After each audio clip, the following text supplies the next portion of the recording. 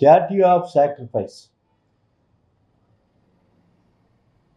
తెలుగువారి కోసం, తెలుగువారి రాష్ట్రం కోసం, భాషా ప్రయుక్త రాష్ట్రాల కోసం తన ప్రాణాన్ని పణంగా పెట్టి బలైన అమరజీవి పొట్టి శ్రీరాములు గారి విగ్రహాన్ని మార్చి 16వ తేదీన 125వ జయంతి ఉత్సవాల ముగింపు సందర్భంగా స్టాట్యూ ఆఫ్ సాక్రిఫైస్ పేరుతో వారి కాంస్య విగ్రహాన్ని నెలకొల్పటం, స్మృతివనాన్ని ఏర్పాటు చేస్తామని చెప్పటం సర్వదా హర్షణీయం.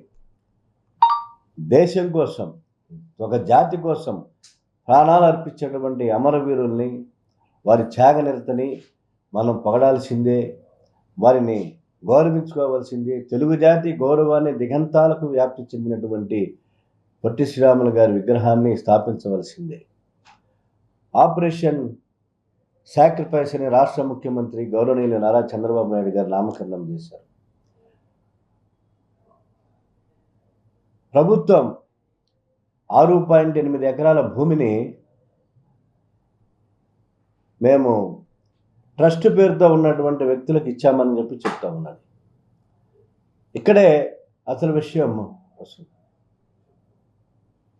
150 కోట్ల వేయమని చెప్తున్నారు మొత్తంగా స్మృతివనం. 6.8 ఎకరాల భూమిని రాజధాని నిర్మాణం కోసం అమరావతి రైతులు ఇచ్చినటువంటి భూమిని ఇచ్చారు. సబ్జెక్టు చాలా మంచిది. ఆయన అందరివాడు పొట్టి శ్రీరాములు గారు. దేశ నాయకులకి, జాతి నాయకులకి కులాన్ని, మతాన్ని ఆపాదించటం అంటే చంద్రుడి మీద, సూర్యుడి మీద ఉమ్మివేయటమే అవుతుంది. అటువంటి నేపథ్యంలో వాళ్ళ ఆపరేషన్ సాక్రిఫైస్ అలా కూడా ఆపరేషన్ కలెక్షన్గా మారిపోయింది. అంగుళం చొప్పున 58 అడుగుల విగ్రహానికి అంగుళాల చొప్పున 5,116 రూపాయల అంగుళం చొప్పున విపణ వీధిలో పెట్టి వ్యాపారం చేసినటువంటి పరిస్థితి. విగ్రహాల ముసుగులో వ్యాపారాలు చేసేటువంటి డూండి రాకేష్ లాంటి వాళ్ళు, వారికి 6.8 ఎకరాల భూమిని మీరు అప్పచెప్తారా? ఎందుకని ప్రభుత్వం నిర్వహించలేదు? ఇది ఖచ్చితంగా తెలుగు జాతిని, అమరజీవి పొట్టి శ్రీరాములు గారిని అవమానించటమే, వారి త్యాగనిరతిని కించపరచటమే అవుతుందని చెప్పేసి నేను ఈ సందర్భంగా సిపిఐగా నారా చంద్రబాబు నాయుడు గారికి విజ్ఞప్తి చేస్తున్నాను.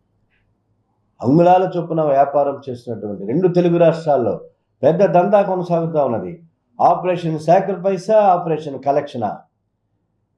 కాబట్టి ప్రభుత్వమే దీన్ని నిర్వహించాలని చెప్పేసి మేము డిమాండ్ చేస్తున్నాం. డాక్టర్ బాబాసాహెబ్ అంబేద్కర్ స్మృతివనం, అమరజీవి పొట్టి శ్రీరాములు స్మృతివనం, ఇవన్నీ కూడా ప్రభుత్వం నిర్వహించాలి. రేపు ఏ స్మృతివనం అయినా సరే ఎవరి జాతి నాయకుల పేరుతోటి మహాత్మా గాంధీ విగ్రహాన్ని అన్నా హజారేతో ప్రారంభిస్తే ఆ విగ్రహం ఏమైపోయిందో కూడా పట్టణ పరిస్థితుల్లో ఇవాళ విజయవాడ నగర ప్రజలు ఉన్నారు, రాష్ట్ర ప్రభుత్వం ఉన్నది. తిరిగి యథాస్థానంలో మహాత్మా గాంధీ విగ్రహాన్ని ప్రతిష్ఠించారా?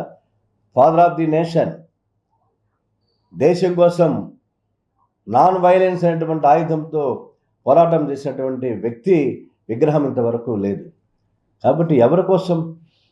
వ్యాపారాలు చేస్తున్నటువంటి వాళ్ళకి, విగ్రహాల ముసుగులో వ్యాపారాలు చేసే వాళ్ళకి ఇటువంటి అప్పచెప్పటం వల్ల అది తెలుగు జాతి బాధపడాల్సినటువంటి పరిస్థితి.